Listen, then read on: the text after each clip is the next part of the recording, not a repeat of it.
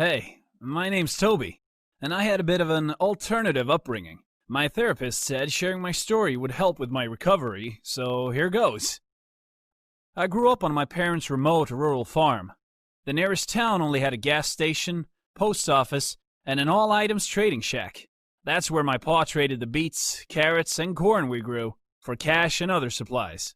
My parents were different, only I never knew until I was much, much older. From birth, I only knew them as dogs. You see, my parents wore dog suits 24/7. Giant fluffy dog costumes that covered their entire bodies and faces. I never saw them without fur. And they didn't do things by halves. So I had my own dog suit, with black and red fur, and these big wide ears. As far as I knew, we were just an ordinary little pack of dogs. Actually, one of my earliest memories is of my ma, on all fours in the bathroom, saying, "You must never let anyone see your skin suit. Only take off your fursuit on Sundays to bathe." There were no mirrors in the house, so the only time I ever really saw my own full skin face was in the blurry, rippled reflection in the bathwater. It was a sorry sight, bald and pale. My dog face was much more handsome. Anyway, Ma and Pa told me it was illegal to go around in just skin suits.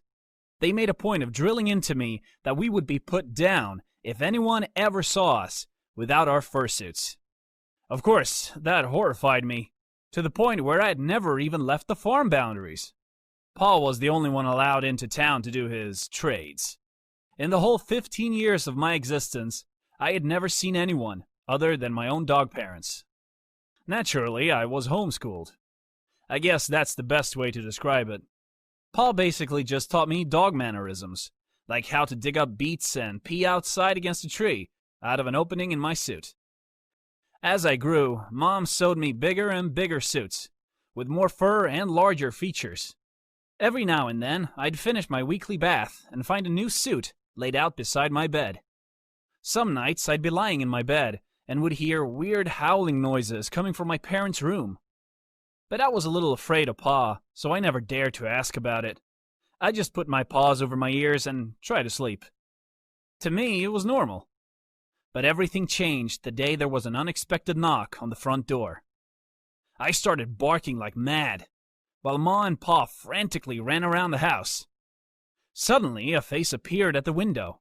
Through a gap where one of the old boards had fallen off, I saw eyes staring at me, and a strange skin face. It was kind of like the reflection I'd seen in the bath, but at the same time completely foreign. Without warning, bright flashes of light burst through the hole and lit up the room. I yelped in shock, sensing we were in danger, but not knowing why or what it was. Defensively, I stood up on my hind legs and pawed at the gap. Pa pushed me out of the way and shouted in a deep, booming voice, "You are trespassing! You need to leave now!" The light disappeared and I heard the sound of footsteps running off into the distance. I was so confused. Ma explained that it was a man and we couldn't let him near us because he didn't have his fursuit on. The next day our house was raided. The door was kicked down and more men with smooth, furless suits and naked skin faces swarmed the property.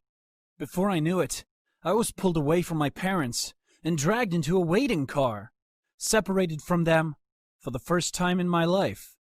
I was in sensory overload. Half of me was convinced I was about to die, while the other half of me thought I was in some kind of surreal dream. I was taken to a place where they kept trying to take off my fursuit.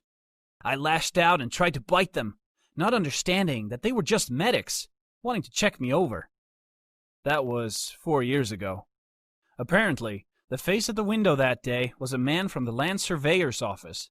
He was on a routine visit, but instead took photos and notified the authorities of my living conditions.